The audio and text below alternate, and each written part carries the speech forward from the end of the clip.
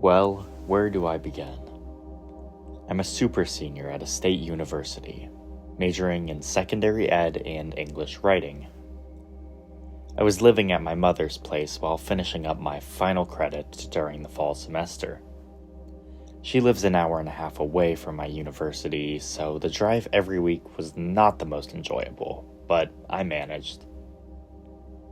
When not in school, I spent my summers hopping around music festivals and just trying to get the most out of life that I could.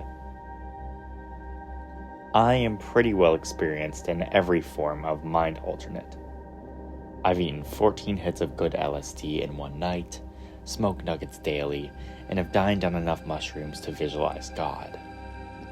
All this along with getting too deep into certain substances I'm not proud to have indulged in. Well, enough background. Now, onto the story. It was Halloween of 2007, and I was up at school for one of my classes of the week, finishing a single credit course.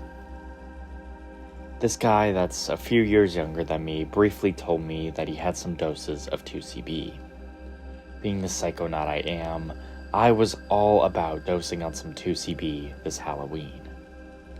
Now, about this kid I was getting it from, I wouldn't really consider this guy a friend, but he's always been more along the lines of an acquaintance. In the past, I helped him out with some 2CI, so I figured he knew enough about the substance for it to be of good quality and proper dosage. After a lot of running around and waiting, he finally told me to meet up with him on campus where we could make a trade. Some nuggets from me and some 2C-B from him. He hooked me up with 2 small tinfoil folds that each contained a trace amount of the powder. He told me that it was 30 milligrams apiece, and that his hookup had tried it, although he hadn't as of then. I asked how the guy consumed his dose, and he said his hookup insulfated one packet. And all the guy proceeded to do was go, wow, wow, wow. Good enough for me. I was going to stay in my college town and party for Halloween, but all my close friends had class the next day and were waiting to party for the weekend. Thus, I decided to head home. I was 1 hour into my hour-and-a-half drive, and I made one of the dumbest mistakes anyone who knows anything about psychedelics would make. I decided to insulfate one of the doses, and with this rationale, I would make it home right as the dose was kicking in. I am a fucking idiot. I sniffed the minuscule amount of powder, thinking I was strong enough to handle anything this little packet of powder could pull out. First of all, this shit burns really, really bad. And about 10 minutes later, I started to talk to myself, and eventually talk myself down. But then after another 10 minutes passed, I could no longer see the damn road. I knew I fucked up. I made it past one town and it was 15 minutes away from my mom's house. But the experience just kept getting more and more intense. I don't know if the 2CI I had previously was not dosed as strong, or if 2CB is just more intense like that. I soon realized if I didn't pull over, I was either going to kill someone else or myself. So I went to pull over and stop. Well, I hit the brakes and the road kept coming at 60 miles per hour. I couldn't tell if I was in the road or off the side. I tried to open my door but couldn't find the handle. Then I tried rolling down my windows, felt a cold breeze, but the window never really opened. So I sat there, foot on the brake, freaking out. I dialed my ex-girlfriend's number, and then my mom's, because this is not a good situation, and I knew it wasn't going to end in any good way. But I couldn't see my phone, let alone dial the phone numbers of anyone I love. So I sat and waited. I still had another dose on me and it was dark in the car, and I tried hiding it into my sock but ultimately failed. I was also trying to grab my hash and nuggets from the console to stash those as well, but couldn't open the console. I kept seeing flashes, but then they would go away. My voice was echoing in my head when I talked to myself. It felt like being on the verge of a psychedelic breakdown. After sitting there for who knows how long, I heard someone say, "Are you alright?" But it was echoing, so I couldn't quite tell if it was real.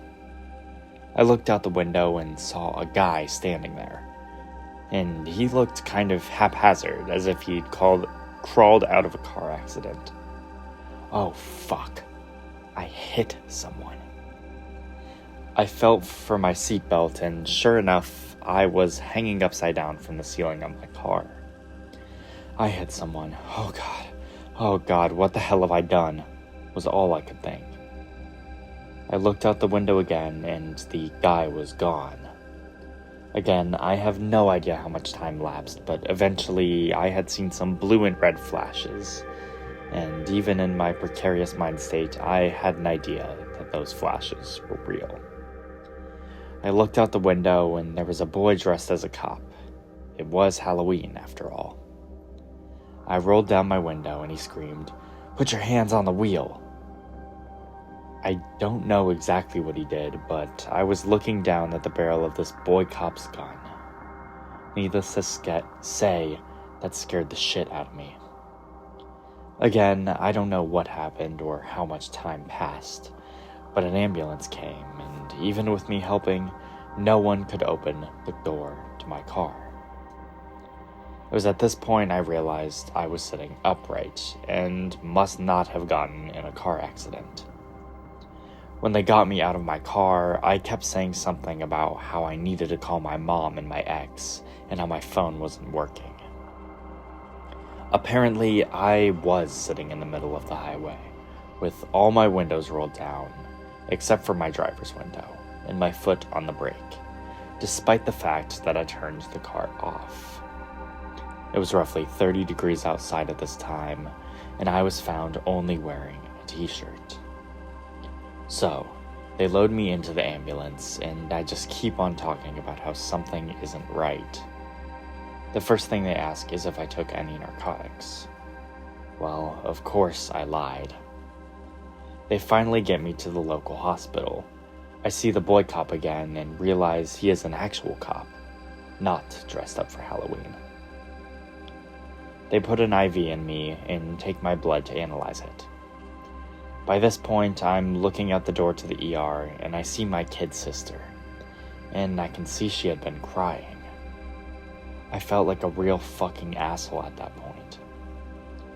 I couldn't see my mom though, which kind of weirded me out. Then I realized I was looking right at my mom, but could barely recognize her. I was tripping really hard. Before I dosed on this shit, I was under the impression it was like E with a slight LSD kick to it.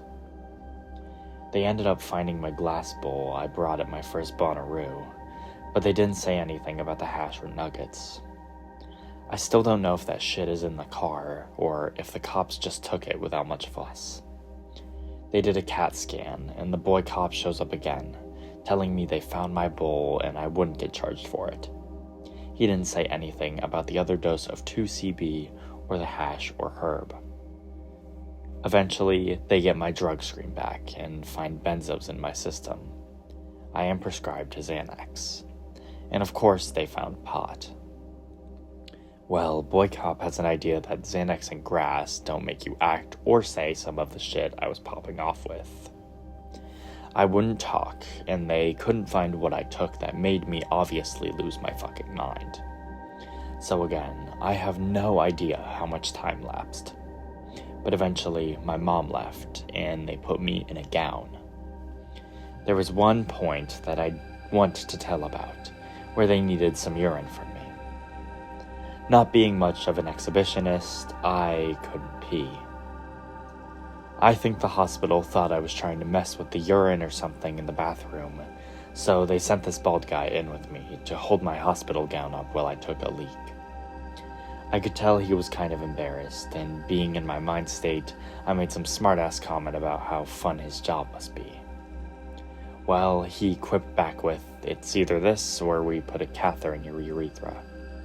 Eventually, I was able to pee. Well, somehow I passed out and woke up at 5 a.m., still feeling a little off, but much more in touch with reality. Something was in my sock, itching my leg, and I reached in. It was my other dose of 2C-B. I was glad the cops didn't find it, and I actually thought of eating it to destroy the evidence. Looking back now, I'm glad I made the decision not to. That morning, they let me out of the hospital around 10 a.m. The cops and doctors knew something more than grass was making me lose it, but they ultimately couldn't prove anything. It's nice that 2C-B can't easily be tested for. Now, I'm sitting in my mom's computer room typing this. I decided enough was enough, and I talked to my mom about the rumors she'd been hearing about me in college, dealing or simply doing drugs. I guess you can't lie forever. Needless to say, I'm not touching anything, even this short week. My head is much clearer. Will I trip again? Probably. But will I ever dose again while driving? Never. Now that I told a shortened version of the events of Halloween 2007, I'll talk about dosing. Apparently, a heavy 2C-B trip is insuffated with 5 to 10 milligrams. My doses were 30 milligrams and meant to be eaten. Lesson learned. Looking back now, I am simply grateful that I didn't hurt anyone, including myself. I'm also somewhat happy that I am not the first guy arrested for 2C-B in my mother's small town or community.